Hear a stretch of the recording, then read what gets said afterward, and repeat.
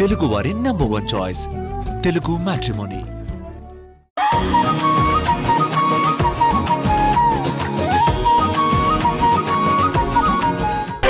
ఈ పిచ్చి పూజలొద్దు రాధా, నా మాట విను. దేవత లాంటి అమ్మని దూరం చేసుకోవద్దు. మళ్ళీ మునుపట్లాగా నువ్వు మంచిగా మారితే చాలు అని చెప్పానమ్మా. ఎంత చెప్పినా నా మాటలు వినకుండా వశీకరణ పూజలు చేస్తుంది.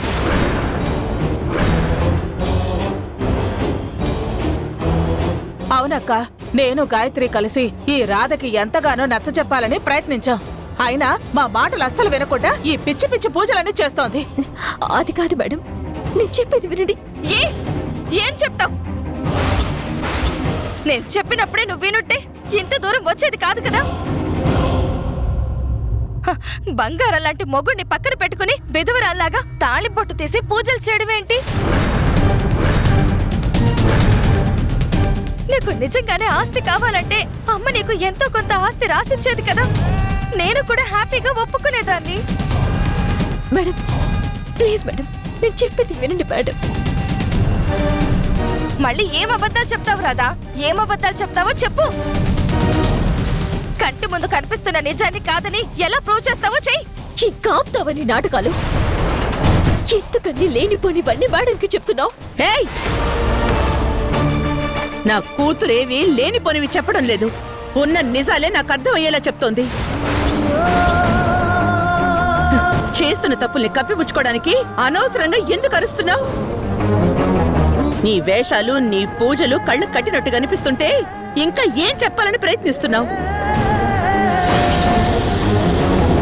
నువ్వు మొదటి రోజు నాకు పరిచయమైన రాధవి కావు. ఆ రోజు నా దగ్గరికి వచ్చిన రాధలో ఒక స్వచ్ఛత ఉంది, ఒక మంచితనం ఉంది, మాటల్లో నిజాయితీ ఉంది. వాటన్నింటినీ ఇప్పుడు కోల్పోయావు.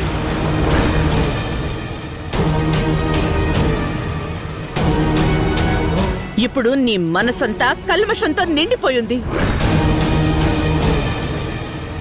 నీ నోట్లో అబద్ధాలు మాత్రమే ఉంటున్నాయి.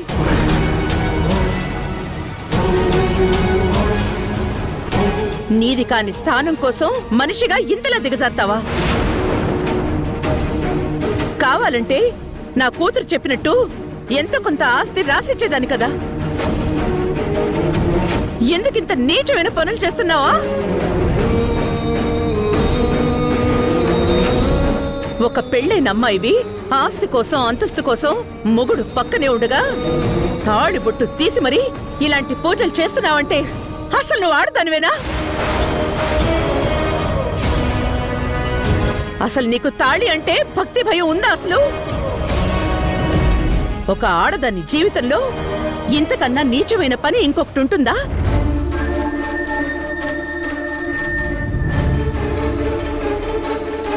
మేడం, అసలు రాధ గురించి మీకేం తెలుసని మాట్లాడుతున్నారు మేడం? అసలు రాధ ఏం చేసిందంటే... మనోహర్, నీకు కొంచెం కూడా ఏం అనిపించడం లేదా? నిన్ను కట్టుకున్నాడిది డబ్బు కోసం ఆస్తి కోసం ఇంతలా తెగించి నువ్వు కట్టిన తాళి పక్కన పెట్టి పూజలు చేస్తుంటే భర్తగా వద్దని చెప్పాల్సింది పోయి పక్కన నిలబడి సపోర్ట్ చేస్తావా? ఏంటి మనోహర్ ఇది?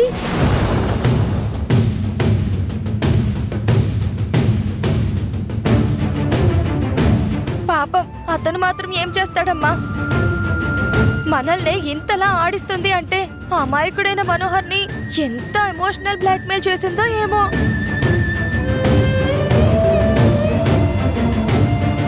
ఇంతలా దిగజారినా నిన్ను నెత్తిన పెట్టుకుని చూసుకుంటున్నావు.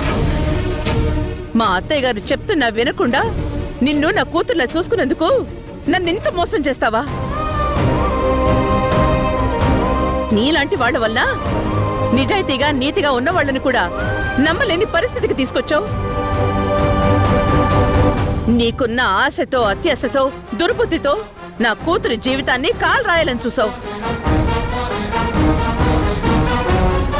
నీలాంటి ఆడిది నా కళ్ళ ముందు కాదు కదా, ఈ ఊళ్ళోనే ఉండడానికి వీల్లేదు.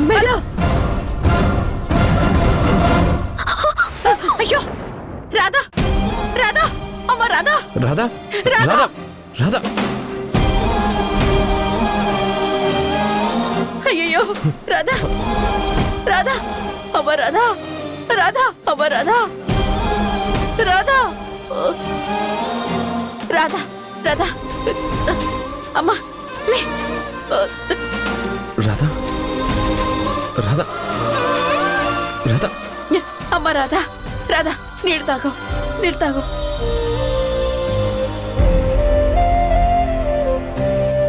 రాధా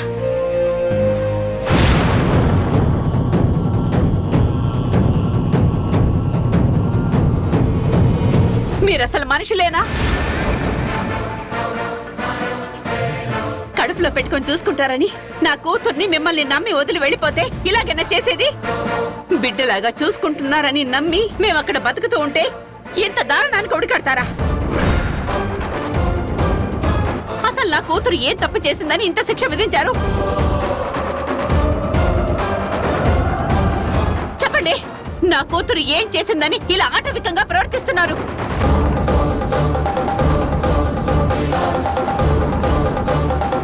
నీ కూతురు చేసిన పిచ్చి పని తెలిస్తే నువ్వే చెప్పుతో కొట్టి సమాధానం చెప్తావు. అవును, ఈ రాధ చేసిన పని వల్ల మా కుటుంబం పరువు పోయింది. మమ్మల్ని నమ్మించి మోసం చేసింది. ఆపండి. నా కూతురు గురించి నాకు తెలుసు. తనంత చేయకూడని తప్పు ఏం చేసిందో చెప్పండి. అంతేగాని అనవసరమైన నిందలు మాత్రం వేయకండి. తప్పు చేసిన కూతుర్ని మందలించకుండా ఇంకా నీ కూతురు ఏం చేసిందని అడుగుతున్నావా? ఒక పెళ్ళైన ఆడది తన ఐదోతనంగా భావించే తన తాళిబొట్టుని తీసేసి ఇలా ఎవరికీ తెలియని పూజలు చేయడం తప్పు కదా?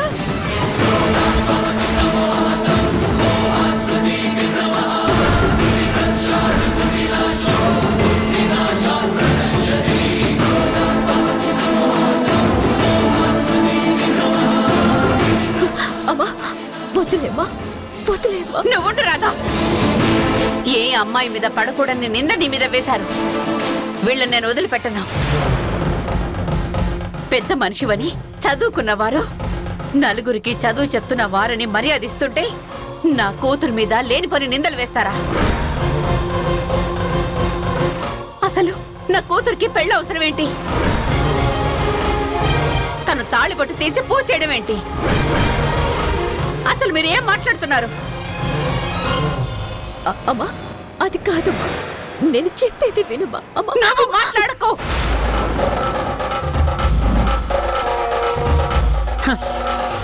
అసలు ఏం మాట్లాడుతున్నారో మీకు అర్థమవుతుందా? నీ కూతురు మెళ్ళో తాళి కట్టిన భర్త నీ కూతురు పక్కనే ఉండగా నీ కూతురికి పెళ్ళయిందని అడుగుతావేంటి?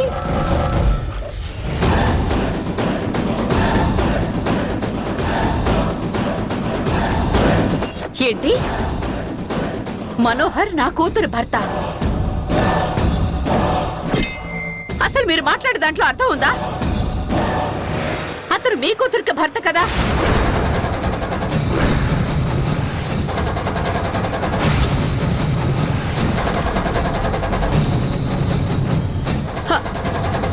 అతను మా గాయత్రి భర్త ఏంటి? మీకేమైనా పిచ్చి కనిపట్టిందా? అసలు ఏం మాట్లాడుతున్నారు? మీ కూతురికి అతనికి పెళ్ళయింది. వాళ్ళిద్దరూ భార్యాభర్తలు.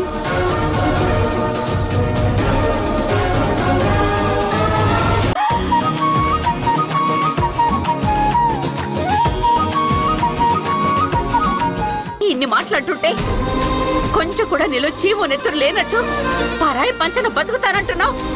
వాళ్ళు చీపో అన్నా కూడా వాళ్ళ ఇంటి గుమ్మ పట్టుకుని వేలాడుతున్నావు. పరాయి వాళ్ళు ఇన్ని మాట్లాడుతుంటే అసలు నువ్వెందుకు పడుతున్నావు? ఎందుకంటే వాళ్ళు పరే వాళ్ళు కాదు కాబట్టి. వాళ్ళు నా కన్న తల్లిదండ్రులు కాబట్టి.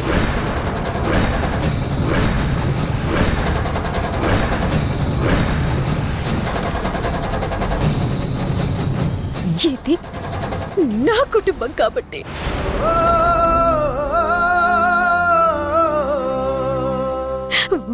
వీళ్ళు నా వాళ్ళు కాబట్టి.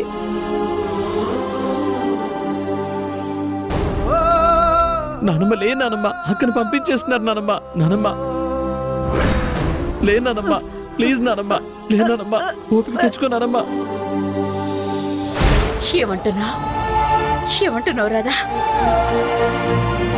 నువ్వన్నది నాకు అర్థం కావడం లేదా? లేదా నేను తప్పుగా విన్నానా? నువ్వు కరెక్ట్ గానే విన్నావమ్మా. వాళ్ళు నా కన్న తల్లిదండ్రులు.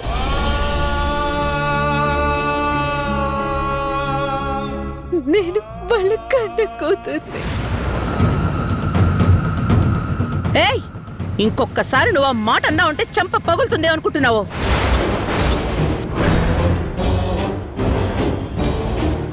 నువ్వు నా కన్న కూతురు ఏంటి? నేను కన్న కూతురు గాయత్రి నా పక్కనే ఉంది. నిజం దేవకి, నిజం. రాధే నీ కన్న కూతురు. నీ పక్కన నుంచిన సత్య అబద్ధపు గాయత్రి, మోసగత్తె. నువ్వు అబద్ధాన్ని నిజం అనుకుని నెత్తిన పెట్టుకున్నావు. నిజమైన కూతుర్ని బయటికి పంపించేస్తున్నావు. నానమ్మ ప్లీజ్ నానమ్మ, అక్కను పంపించేస్తున్నారు నానమ్మ. అమ్మా, నన్ను దయచేసి అర్థం చేసుకోండి. మీరు ఆనందంగా సంతోషంగా ఉండాలని కోరుకునే నేను మిమ్మల్ని ఎందుకిలా బాధ పెడతాను? మీ పక్కన నుంచున్న సత్య పెద్ద చీటర్, మోసగత్తె. ఆ భ్రమరాంబతో చేతులు కలిపి మన కుటుంబాన్ని నాశనం చేయడానికే చూస్తుంది. మీరంటే ఎంత పిచ్చి ప్రేమున్నా నేను ఎందుకమ్మా మిమ్మల్ని బాధ పెట్టేలా నడుచుకుంటాను? దయచేసి అర్థం చేసుకోండి. అక్కను పంపించేస్తున్నారు నానమ్మ.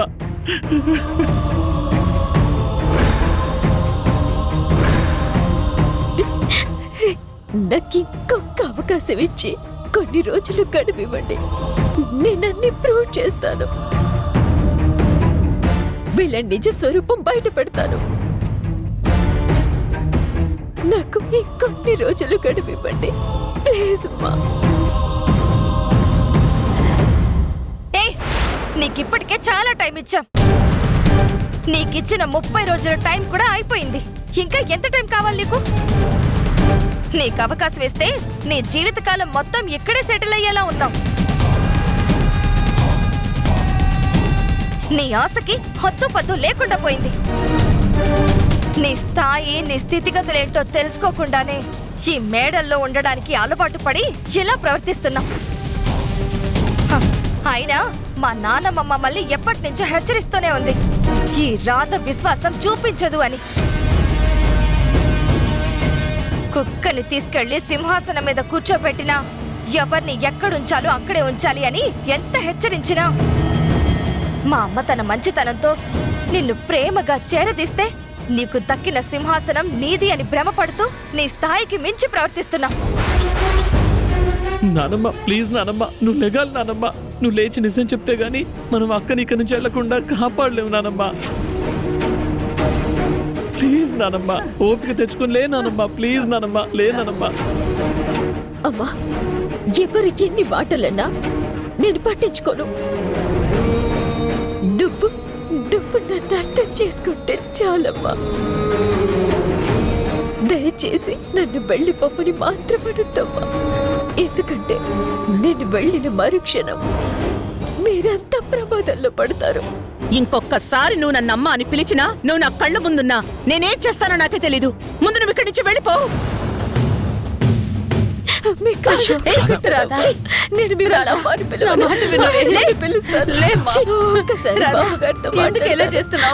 బామ్మగారికి అన్ని నిజాలు తెలుసు. కొంతకాలంలో అన్ని నిజాలు మీకు తెలుస్తాయి. అంతవరకు నేను ఇక్కడే ఉంటానమ్మా. నన్ను వెళ్ళమనొద్దు please madam, please madam. Madam నేను వెళ్ళను మేడం, నేను ఇక్కడే ఉంటాను. వెళ్ళను ప్లీజ్ మేడం. నేను ఇక్కడే ఒక మూలన పడుంటాను. మీరు నాకు తిండి కూడా పెట్టదు. నేను ఇక్కడే పడుంటాను మేడం. నాన్న, మిమ్మల్ని అడుక్కుంటున్నాను నాన్న, మీరైనా చెప్పండి నాన్న. ప్లీజ్ నాన్న, ప్లీజ్ నాన్న. మేడం నేను లోపలికి రాధా, లే రాధా. నేను ఇక్కడ రాధా, రాధా, లే. లేమ్మా రాధా లే, రాధా రాధా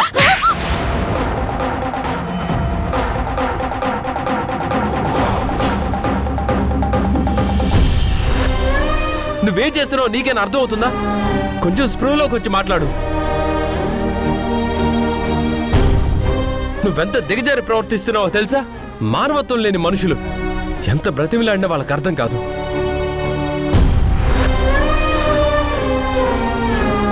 గుండె రాయి చేసుకున్న మనుషులు నీ ఎమోషన్స్ వీళ్ళకి అర్థం కావట్లేదు. హే, వెళ్దాం పదా. ఆగు.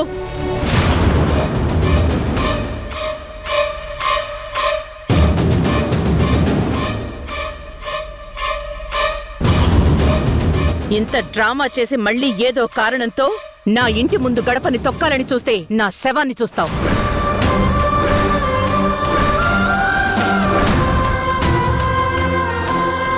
రేపేదైనా జరిగి నేను చచ్చినా నా శవాన్ని చూడడానికి కూడా నువ్వు నా గుమ్మం తొక్కొద్దు.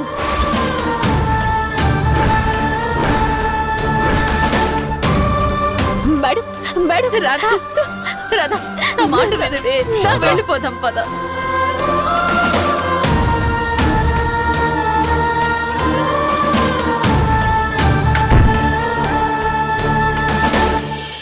ఒక దేవుడు మనిషైతే తన తల్లికి ఎడమైతే విలపించే అనురాగం విలువెంతో తెలిసేది. 7 అడుగుల జీవితమా ఇది దేవుడి శాసనమా?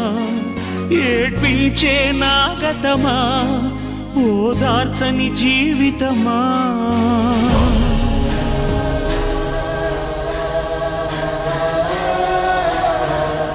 నానమ్మ లే నానమ్మ, ప్లీజ్ నానమ్మ. ఎందుకు భగవంతుడా నాకు ఈ వయసులో ఇంత క్షోభని పెడుతున్నావు? నిజం తెలిసిన నేను ఏమీ చెప్పలేని పరిస్థితిలో ఉన్నాను. ఎందుకు ఇంకా నన్ను ఇలా ఉంచావు? ఇదంతా చూసి ఏమీ చేయలేకపోతున్నాను.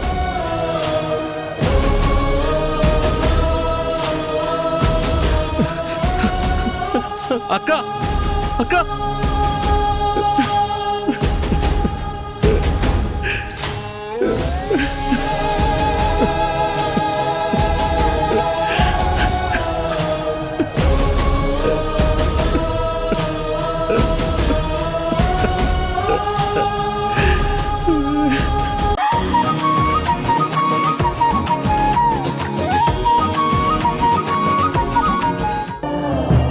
నేను తీర్చలేక సతమతమయ్యానమ్మా.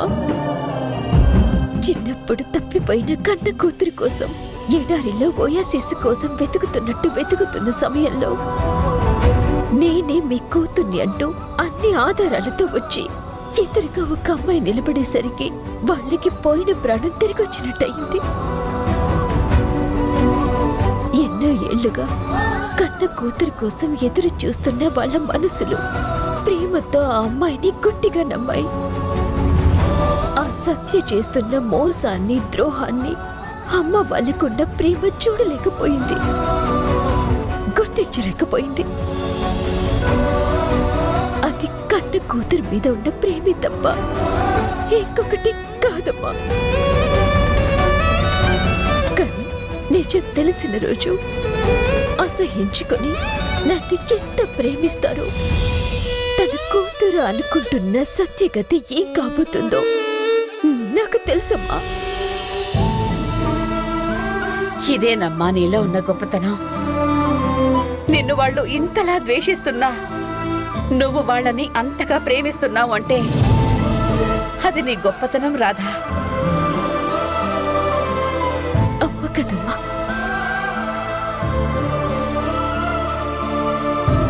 చూడు రాధా, ఏదో జరిగిపోయిందని ఆలోచిస్తూ ఇలా ఎమోషనల్ అవ్వటంలో ఏ ఉపయోగం లేదు. ఇప్పుడే నువ్వు మరింత ప్రశాంతంగా ఉండాలి. ఎప్పట్లాగా రాధలా ఆలోచించాలి, పరిగెత్తాలి.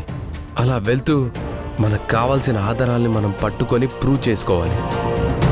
మనం అనుకున్న విజయం మన కళ్ళ ముందుకు వచ్చేంత వరకు మనం ఆగకూడదు రాధా. ఇప్పటి వరకు మా రాధకి ఓటమి అంటే ఏంటో తెలీదు. తను ఏదైనా అనుకున్నది అంటే సాధించే వరకు పట్టు వదలదు.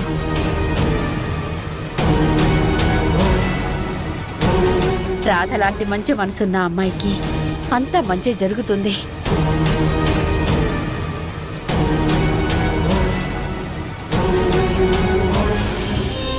నన్ను క్షమించమ్మా. ఇది కూడా అనుకోకుండా జరిగింది. నాన్నగారికి ఆరోగ్యం బాగోలేక మనం ఇబ్బందుల్లో ఉన్నప్పుడు వచ్చిన ఉద్యోగాలకి భార్య భర్తలే కావాలని కండిషన్ ఉండింది. అందుకే తప్పనిసరి పరిస్థితుల్లో మనోహర్ నేను భార్య భర్తలుగా నటించాల్సి వచ్చింది. అంతే తప్ప నేను ఎలాంటి తప్పు చేయలేదమ్మా. నువ్వు ఊరుకో అమ్మా. నా కూతురు గురించి నాకు తెలీదా? అసలు నువ్వు మా కుటుంబం కోసం చేసిన త్యాగాలకు నీ కాళ్ళు కడిగి నెత్తిన చల్లుకోవాలి. కానీ చిన్నదాని అయిపోయావమ్మా. నా కూతురు తప్పు చేయదు. తన కళ్ళ ముందు తప్పు జరుగుతున్నా ఒప్పుకోదు. నేను నిన్ను కనకపోవచ్చు రాదా, కానీ నేను నిన్ను పెంచాను. నా కూతురు మనసు నాకు తెలీదా?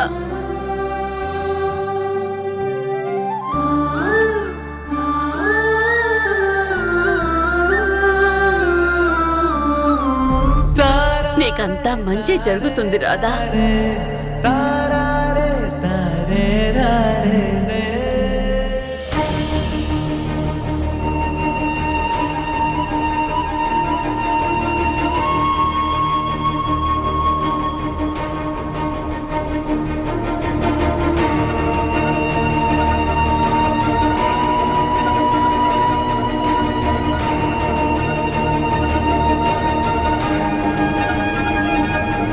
డాక్టర్ ఎలా ఉంది డాక్టర్? పరిస్థితి ఇంకా అలాగే ఉంది. పెద్దావిడ ఏదో స్ట్రెస్లో ఉంది. అది తగ్గితే గాని మామూలు అవ్వదు. ముందు తనలో ఉన్న ఒత్తిడేంటో కనుక్కోండి. దాన్ని తగ్గించే ప్రయత్నం చేయండి. పరిస్థితులు రేపు కూడా ఇలానే ఉంటే మన చేయి దాటిపోయే ప్రమాదం ఉంది. జాగ్రత్త.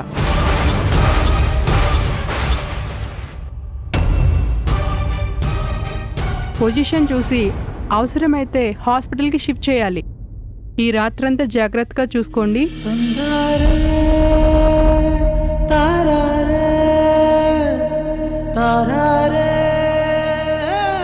ఎందుకత్తయ్యా ఇలా అయిపోతున్నారు? రాధ మనల్ని ఎంత మోసం చేసిందో తెలుసా అత్తయ్య? రాధ మనోహర్లు ఇద్దరు వాళ్ళకి పెళ్ళయింది అని మన ఇంట్లో చేరారు కదా. అన్యోన్యమైన దంపతులం అంటూ మన ఇంట్లో ఎన్నో పూజలు కూడా వాళ్లతో జరిపించాం. కానీ వాళ్ళిద్దరికీ పెళ్ళే కాలేదు. పెళ్లి కాకుండానే వాళ్ళకి పెళ్ళయ్యింది అని చెప్పి మనల్ని మోసం చేశారు.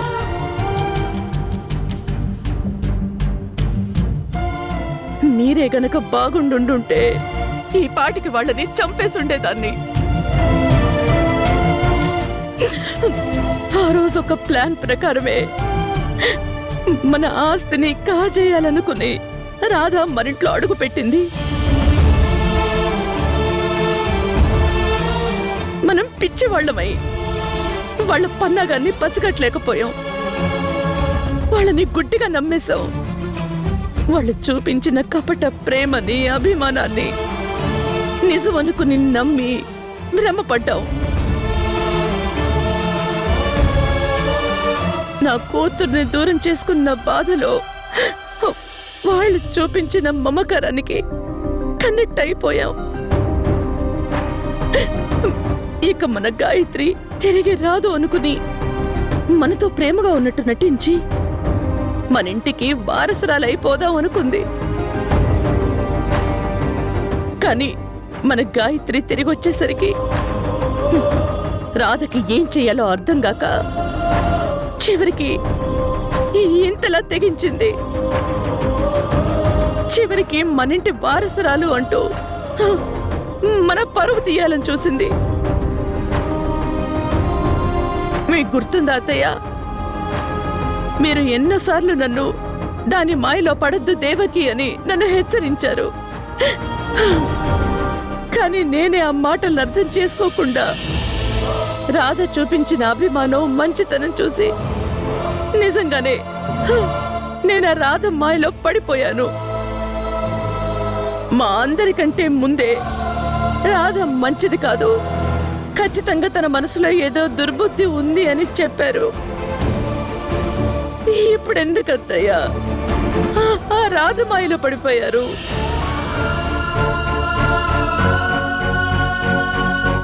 ఎందుకు ఆ రాధ విషయంలో మీరింత ఎమోషనల్ అవుతున్నారు? పెళ్లి విషయంలో అబద్ధం చెప్పి మన ఇంట్లో అడుగు పెట్టారంటే మిగతా విషయాల్లో మనల్ని ఇంకెంత మోసం చేస్తారో అర్థం చేసుకోండి.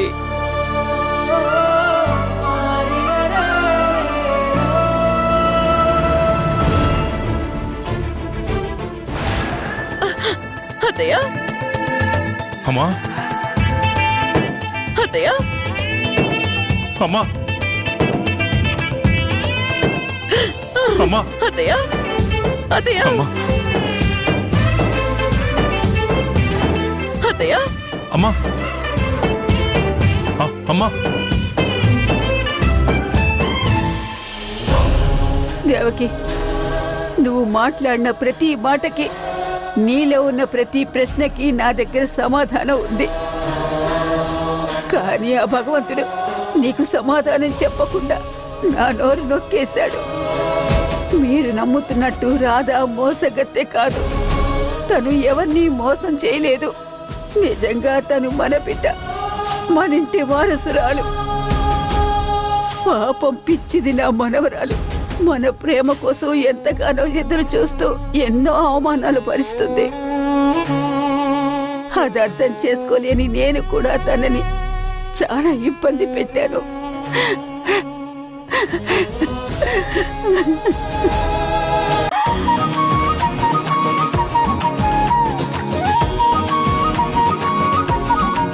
ఆస్తి, అంతస్తు, ఐశ్వర్యం అన్నీ ఉన్న వాళ్ళకి వాళ్ళ కుటుంబంలో చేర్చాడు.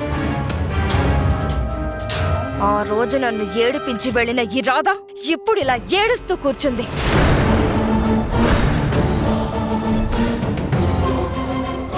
మీరే గనక నన్ను మీ కూతురుగా అప్పుడే తీసుకెళ్ళుంటే ఈ రోజు నాకు రాజస్థానంలోకి వెళ్లాలన్న ఆలోచనే వచ్చేది కాదు. ఇప్పటి వరకు జరిగిందంతా నీకు అనుకూలంగానే జరిగింది కాబట్టి అది నీ గొప్పతనం అనుకుంటున్నావు. కానీ నువ్వొక్కటి మర్చిపోతున్నావు. నీ మనసులో ఇంత కుట్ర కుళ్ళు ఉంది కాబట్టి దేవుడు నిన్ను మా దగ్గరికి రానివ్వలేదు. నిన్ను నిజంగా కన్న తల్లిదండ్రులు ఎవరో ఇప్పటి వరకు నీకు తెలియనే లేదు. అదే నా కూతురు రాధకి గొప్ప మనసుంది కాబట్టి తనకు ప్రేమను పంచిన తల్లిదండ్రులం మేమున్నాం. రక్తం పంచిన నిజమైన తల్లిదండ్రులు ఎవరో తనకు తెలిసింది. ఎవరిది గొప్ప బ్రతుకు? నా కూతురుది గొప్ప బ్రతుకు. అయినా ఇక్కడికొచ్చి వాగింది చాలు. ఇక నువ్వు బయలుదేరు. బయలుదేరుతాను, మా ఇంటికే వెళ్తాను. హ్యాపీగా యువరాణిలా ఆనందంగా ఉంటాను. కానీ ఈ రాధని మాత్రం ఆనందంగా కాదు కదా, కనీసం ప్రశాంతంగా కూడా ఉండనివ్వను.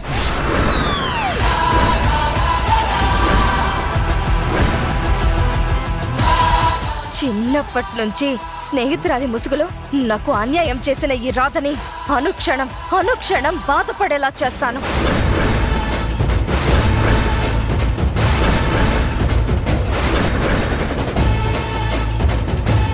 నిన్ను ఆ ఇంట్లో నుంచి బయటకు పంపించగానే నాలో ఉన్న కసి తగ్గిందనుకుంటున్నావేమో. నో, క్షణ క్షణం నీకు నరకం అంటే ఏంటో చూపిస్తాను.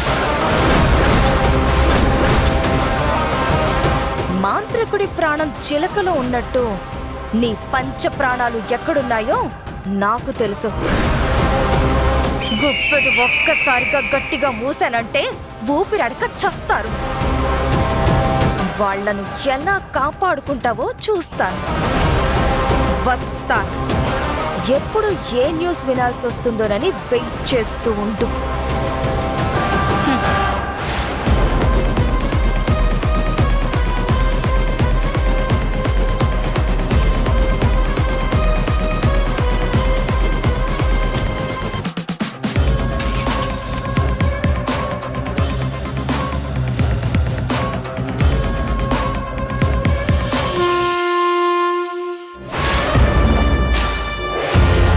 ఏంటి సత్య మంచి హుషారుగా ఉన్నావు? ఏంటి విషయం? ఫుల్ జోష్గా కనిపిస్తున్నావు. అవును మేడం, ఫుల్ జోష్గా ఉంది. ఆ రాధని ఇంట్లో నుంచి బయటకు గెంటేశాక ఇంతకన్నా ఎక్కువ ఆనందం ఏముంటుంది మేడం? అసలు ఏం జరిగిందో క్లియర్గా చెప్పు. ఈరోజు నాకు లీవ్ కావాలి. ఎందుకో? నాకు కొంచెం పర్సనల్ పడింది మేడం, అందుకే. సరే వెళ్ళు. అక్క, అంత పెద్ద పూజ ఏ గుళ్ళో చేస్తున్నావు అక్క? అదే తమ్ముడు, అశోక్ నగర్ లో ఉంటుంది కదా శివాలయం, అక్కడే. ఇప్పుడు నువ్వు ధైర్యంగా ఉండొచ్చు.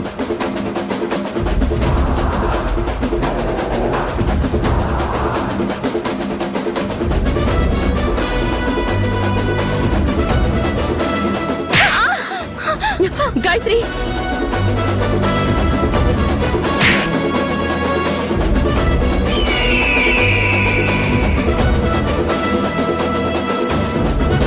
రేపేదైనా జరిగి నేను చచ్చినా నా శవాన్ని చూడ్డానికి కూడా నువ్వు నా గుమ్మం తొక్కొద్దు.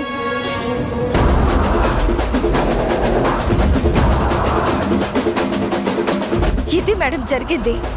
వావ్, సూపర్ సత్య, సూపర్. నీకు అందుబాటులోకి వచ్చిన అవకాశాన్ని వాడుకొని ఆ రాధని భలే దెబ్బ కొట్టావు. నాకు తెలిసి ఇక రాధ ఈ జన్మలో మళ్ళీ మీ ఇంటి గడప తొక్కే సాహసమే చేయదు. ఏమంటావు? అవును మేడం, మీరన్నది నిజం. రాధ పర్మినెంట్ గా ఆ ఇంటికి దూరం అయిపోయినట్టే. మా అమ్మ క్లియర్ గా నేను చచ్చినా నన్ను చూడ్డానికి కూడా రావద్దు అని గట్టిగా చెప్పేసింది. అంటే రాధ చచ్చిన పావులా ఏవీ చేయలేని పరిస్థితుల్లో కామ్గా కూర్చుని ఏడుస్తూ ఉందన్నమాట. నేను అలానే అనుకున్నాను మేడం. అందుకే మరింత ఏడిపిద్దామని వాళ్ళింటికి వెళ్ళాను. కానీ నన్ను చూడగానే శివంగిలా కత్తితో నా మీదకు దూకి నన్ను చంపబోయింది. సమయానికి మనోహర్ ఆపాడు కాబట్టి సరిపోయింది. లేకపోతే ఈ పాటికి నా శవానికి దండ వేయడానికి మీరు మా ఇంటికి వచ్చేవారు. ఇంట్లో నుంచైతే బయట గెంటేయగలిగాను, కానీ తన పొగర్ని, తనలో ఉన్న కసిని తగ్గించలేకపోయాను. ఆ రాధని ఎలాగైనా మెంటల్గా వీక్ చేసి ఈ ఊరు నుంచి పర్మనెంట్ గా బయటకు పంపించేయాలి. అప్పుడు గాని మనకి ప్రశాంతత ఉండదు. రాధ సంగతి సరే, మరి మీ నానమ్మ సంగతి ఏం చేశావు? అదే అర్థం కావడం లేదు మేడం. తనని మనమేమీ చెయ్యాల్సిన అవసరం లేదేమో అని నాకు అనిపిస్తోంది. ఎందుకంటే ఆవిడ నోరు తెరిచి మాట్లాడలేదు. పైగా రాధని పంపించేశాము అన్న బాధలో ఉంది.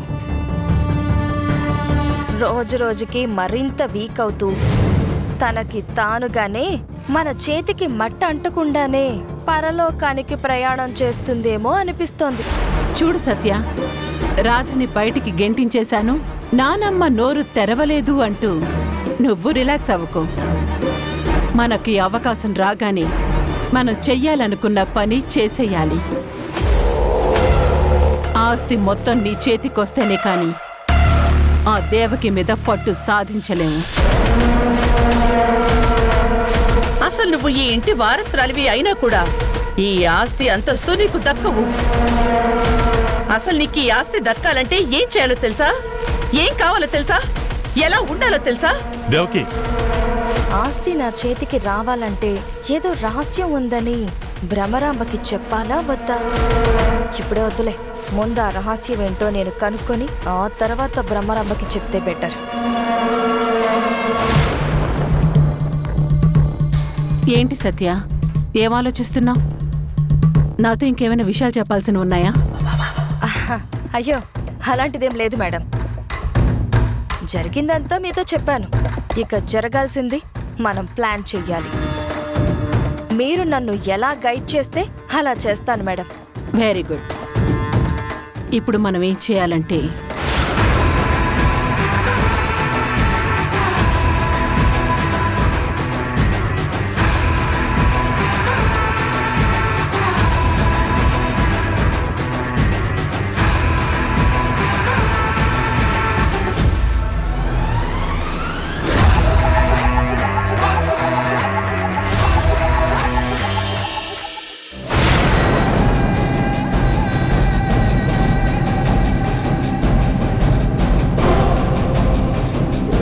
అనుకున్నట్టుగానే అనుకోకుండా వచ్చిన అవకాశాన్ని వాడుకొని ఆ రాధని ఎంతలా అవమానించాలో అంతలా అవమానించి కన్న తల్లి చేతనే బయటకు గెంటేలా చేయగలిగాను. గాయత్రిగా నా స్థానాన్ని స్ట్రాంగ్ చేసుకున్నాను. కానీ భ్రమరాంబ గారు చెప్పినట్టు ఆ రాధ ఈ ఇంటి నుండి కాదు, ఈ ఊరు నుండి వెళ్ళిపోతేనే మనసుకు హాయిగా ప్రశాంతంగా ఉంటుంది.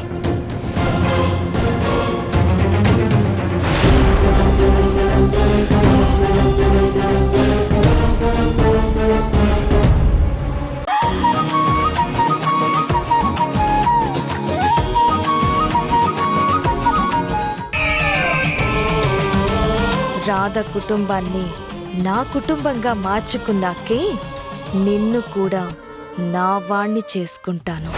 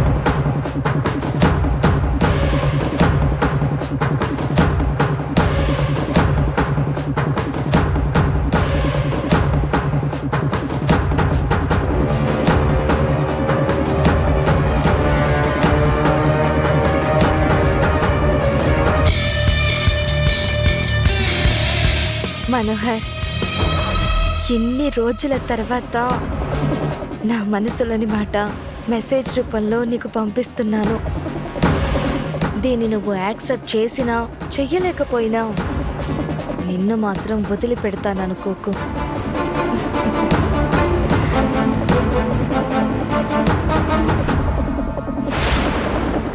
I love you.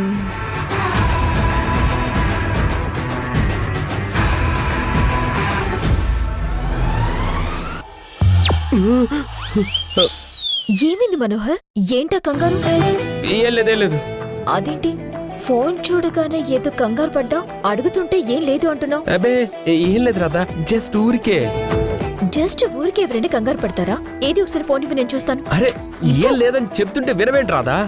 ఇదిగో నేను అర్జెంటుగా ఒక ఫోన్ మాట్లాడుకోవాలి. ఫ్రెండ్ నుంచి మెసేజ్ వచ్చింది ఇప్పుడే.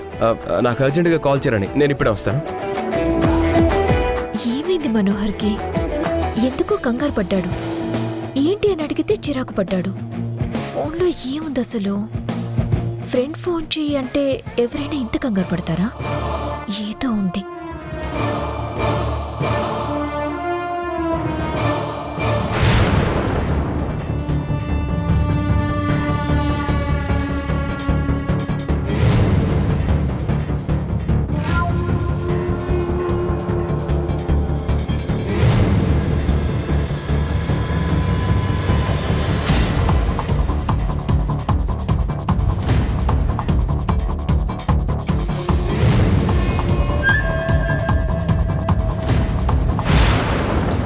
అయినా నేనేదో రాధ మనసులో ఉన్న విషయం చెప్పు అంటే నాకెవరో ఐ లవ్ యూ అని మెసేజ్ పెట్టారేంటి?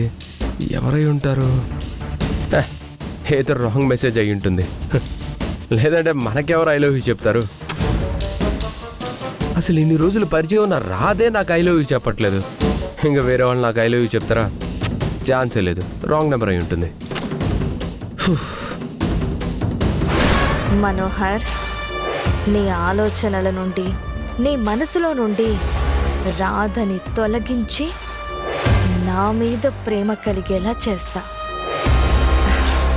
అంతవరకు ఈ దాగుడు మూతలు తప్పవు మనోహర్. త్వరలోనే నా మీద నీకు ప్రేమ పుట్టేలా చేస్తాను. అంతవరకు నేను కూడా ఈ దాగుడు మూతల ప్రేమతో అడ్జస్ట్ అవుతాను.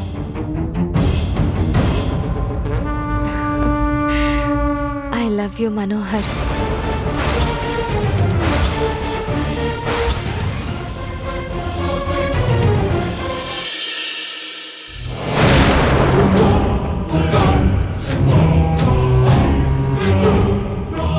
ఈరోజు మొదటిసారి అమ్మ నన్ను ఆఫీస్కి తీసుకెళ్తానంది. ఈరోజు ఆఫీసులో అందరి ముందు మంచి ఇంప్రెషన్ కొట్టేయాలి. తర్వాత అందర్నీ నా గ్రిప్పులో పెట్టుకోవాలి.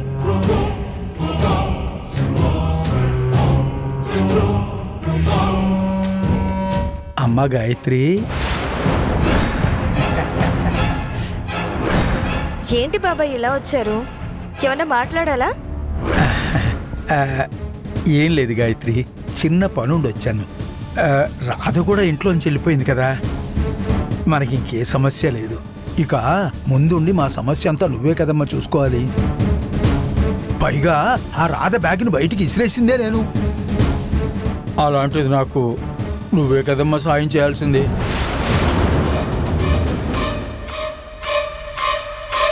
అంటే నేను నీకు సహాయం చేశాను, ఇప్పుడు నువ్వు నాకు సహాయం చేయాలి అని అడుగుతున్నాడన్నమాట.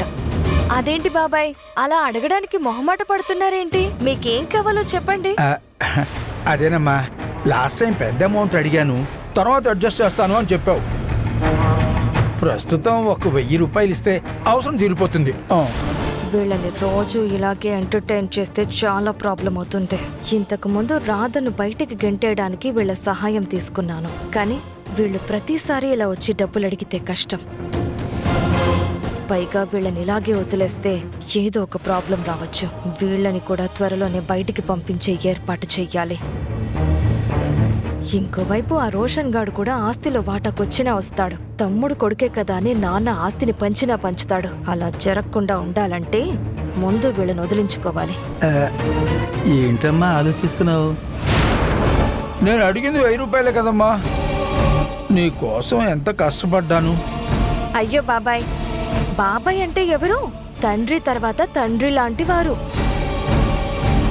మీకేం కావాలో నేను చూసుకుంటాను కదా. ఒక్క నిమిషం.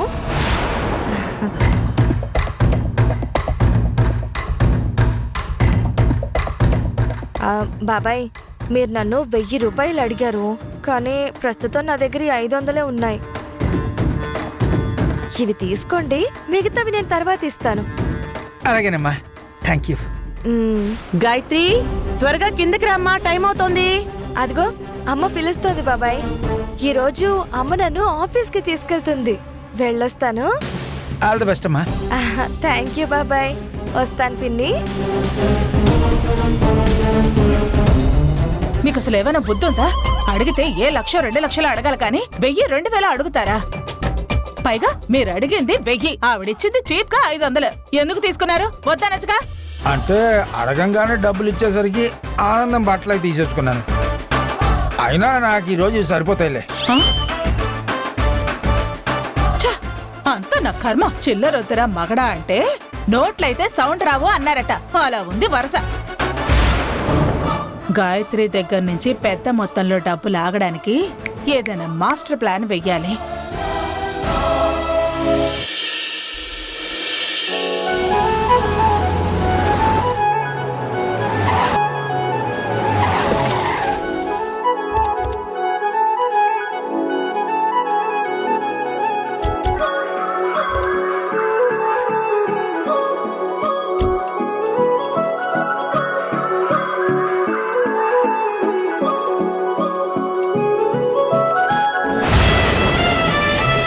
సత్య, ఎక్కడో ఉండాల్సిన దానివి ఎక్కడికొచ్చా? ఇలాంటి పెద్ద ఇన్స్టిట్యూట్లో చదవాలని ఆశపడిన దానివి ఇంత పెద్ద ఇన్స్టిట్యూట్ని సొంతం చేసుకోబోతున్నావు. చీమలు పెట్టిన పుట్టలు పాములు కిల్లైనట్టు నిజమైన గాయత్రి కోసం కట్టిన ఈ ఇన్స్టిట్యూట్ నీ చేతిలోకి రాబోతుంది. ఈ ఇన్స్టిట్యూట్కి యువరాణిని నేను.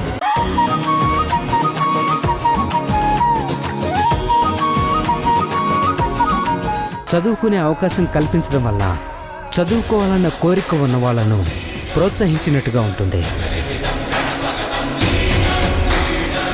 ముఖ్యంగా స్లమ్ ఏరియాలో ఉన్న వాళ్లకు రాత్రిపూట విద్యను అందించాలనుకుంటున్నారు. గ్రేట్. చాలా సంతోషం కలెక్టర్ గారు. మమ్మల్ని నమ్మి ఇంత పెద్ద ప్రాజెక్ట్ని మాకు అప్పగించినందుకు మీ నమ్మకాన్ని మేము కాపాడుకుంటాం. దీన్ని ఎలా అర్థం చేసుకోవాలి నాకేం అర్థం కావట్లేదు. మీ మంచితనం, మీ ఆలోచన విధానం చూసి ముచ్చటేస్తోంది. కానీ అది మంచితనం అనుకునే లోపు ఏదో ఒక స్వార్థం బయటపడుతోంది. అవును, ఈ ప్రాజెక్ట్ రూపకర్త ఈ ప్రపోజల్ని వెంటబడి ఓకే చేయించుకున్న రాధ ఎక్కడా కనిపించడం లేదు.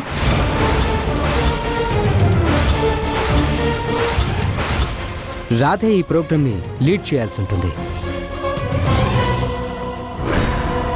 ఎందుకంటే తన ఆలోచనల్లో దీనికి సంబంధించిన ఫుల్ క్లారిటీ ఉంది. ఈ ప్రోగ్రామ్ సక్సెస్ అయిందంటే మిగిలిన ఇన్స్టిట్యూట్స్ ముందుకొస్తాయి. కానీ ఈ అద్భుతమైన ప్రోగ్రామ్కి మీ ఇన్స్టిట్యూట్ పునాది వేసినట్టు అవుతుంది. రాధని పిలిపిస్తే మిగతా విషయాలు డీటెయిల్డ్గా డిస్కస్ చేద్దాం. ఇప్పుడు రాధ లేదు అని తెలిస్తే ఇంత మంచి ప్రాజెక్ట్, 10 మందికి ఉపయోగపడే ప్రాజెక్ట్ ఏమైపోతుంది? ఇప్పుడెలా? రాధ ఎక్కడ మేడం? కొంచెం త్వరగా పిలిపించండి. మళ్ళీ రాదని ఈ పని మీద పిలిపిస్తే వచ్చి ఇక్కడే పాతుకుపోతుంది. ఇప్పుడు ఎలా? సార్ రాధ లేదు సార్. ఈ ప్రాజెక్ట్ గురించి నాకు కూడా ఐడియా ఉంది. మీకేం కావాలో అడగండి, నేను చెప్తాను. మీరు తను మా అమ్మాయి గాయత్రి సార్. తన పేరు మీదే ఈ ఇన్స్టిట్యూట్స్ ఉన్నాయి. Very good. ఈ ప్రాజెక్ట్లో చిన్న చిన్న డౌట్స్ ఉన్నాయి. ప్రపోజల్ వరకు ఓకే, కానీ మనం దీన్ని పబ్లిక్లోకి ఎలా తీసుకువెళ్తాం? వచ్చిన వాళ్ళకి ఫ్యాకల్టీని ఎలా హైర్ చేస్తాం? అది సార్,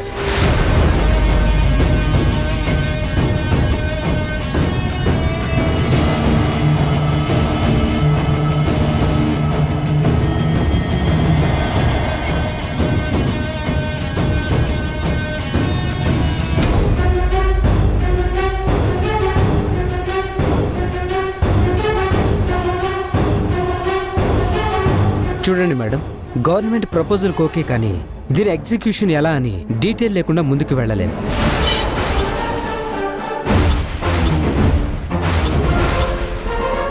రేపేదైనా పొరపాటు జరిగితే గవర్నమెంట్కి చాలా నష్టం. పైగా జనాల వ్యతిరేకత వస్తుంది. అందుకని కరెక్ట్ ప్లానింగ్ లేకుండా గవర్నమెంట్ ఒప్పుకోదు. సో ఈ ప్రపోజల్ క్యాన్సిల్ అయ్యే అవకాశం కూడా ఉంది.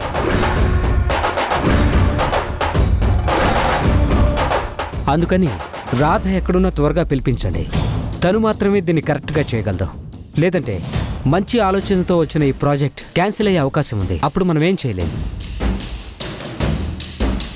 ఎక్కడుంది మేడం రాధ? ఇక్కడే ఉన్నాం సార్.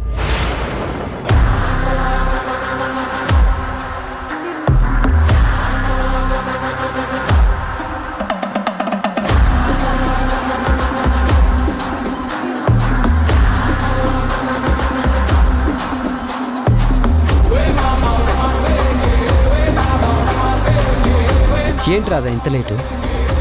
నువ్వు పెట్టిన ప్రపోజల్ గవర్నమెంట్ ఓకే అంది. కంగ్రాచులేషన్స్.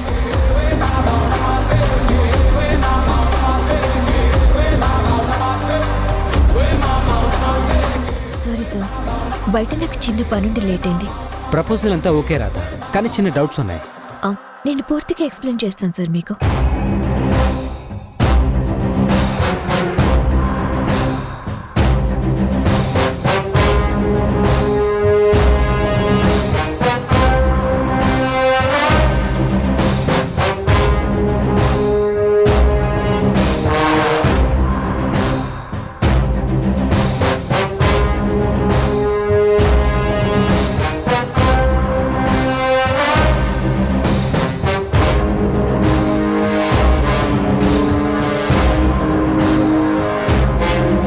వెరీ గుడ్ రాధా, నువ్వు చెప్పింది క్లియర్ పిక్చర్ కనిపించింది. నువ్వు వెంటనే డీటెయిల్గా ఫైల్ రెడీ చేసి నాకు మెయిల్ చేయి. హార్డ్ కాపీ ఫైల్ కూడా పంపించు. అలాగే, షూర్ సార్. ఈ ప్రాజెక్ట్ని దగ్గరుండి నువ్వే డీల్ చేయాలి.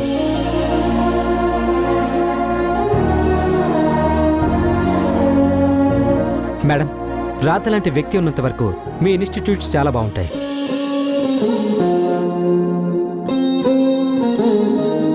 ఇలాంటి వ్యక్తి మీ పక్కన ఉండడం మీ అదృష్టం. కొన్ని రోజులు రాధని ఈ పనికి ఎగ్జిక్యూటివ్గా పెట్టండి.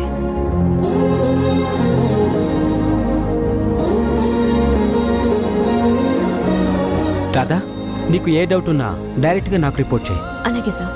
ఓకే, వెళ్ళొస్తాం మేడం. వస్తాం సార్. మంచిది సార్. వెళ్ళొస్తాం రాధా.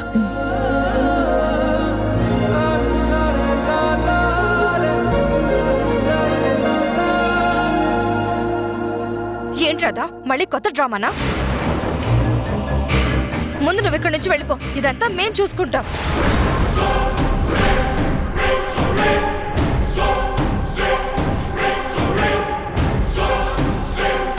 అది కాదు, కలెక్టర్ గారి పేరు చెప్పి భయపెట్టి ఇక్కడే సెటిల్ అవ్వాలనుకుంటున్నావా? ఏం అవసరం లేదు, ముందు నువ్వు ఇక్కడి నుంచి బయలుదేరు. గాయత్రి, ఈ ప్రాజెక్ట్ని రాధ మొదలుపెట్టింది. రాధ ఫినిష్ చేస్తేనే బాగుంటుంది. ఇది మన ఇన్స్టిట్యూట్ భవిష్యత్తుకు సంబంధించింది. ఈ ప్రాజెక్ట్ తనే చూసుకుంటుంది. అమ్మా, నువ్వేం మాట్లాడవేంటి? అసలు రాధ చూసుకోవడం ఏంటి? ఒకరి స్వార్థం కంటే 10 మంది భవిష్యత్తు ముఖ్యం మాకు. నాన్న చెప్పింది నిజం.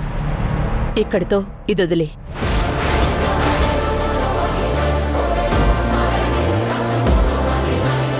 Thank you madam, thank you so. కనీసం ఈ విషయంలో అయినా మమ్మల్ని మోసం చేయకు.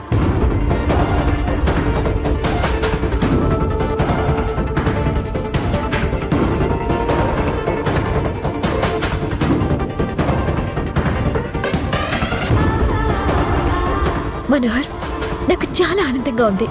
నేను ఇక్కడే ఉండి పనిచేయటానికి అమ్మ ఒప్పుకుంది.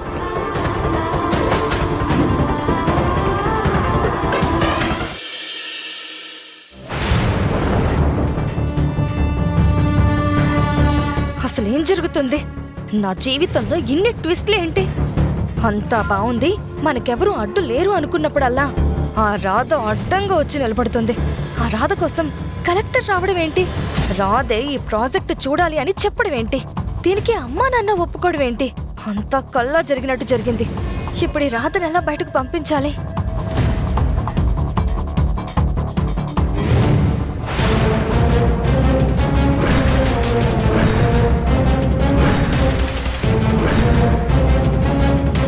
ఏంటి సత్య ఇలా జరిగింది? ఇందాక నన్ను ఆఫీస్ నుంచి బయటికి పంపించానని తెగ సంబరపడిపోయావు, కానీ ఇంతలోనే ఏమైందో చూసావు కదా. ఎప్పటికైనా మించిపోయిందేముంది? ఇంకా నీకు టైం ఉంది, అప్పటి వరకు ఎదురు చూడు. కరెక్టే సత్య, అప్పుడప్పుడు నీ నోటి నుంచి కూడా నిజాలొస్తాయి. అవును, నువ్వన్నట్టు ప్రెజెంట్ నీ టైం నా టైం కంటే కొంచెం బెటర్గా నడుస్తుంది. కానీ మంచి వాళ్ళకిప్పుడు ఆ దేవుడు అన్యాయం చేయడని ప్రూవ్ అయింది. నిన్ను అమ్మ ముందు రెడ్ హ్యాండెడ్ గా పట్టించి నిన్ను బయటకు గెంటించినా ఇంకా నీకు బుద్ధి రాలేదు రాధా.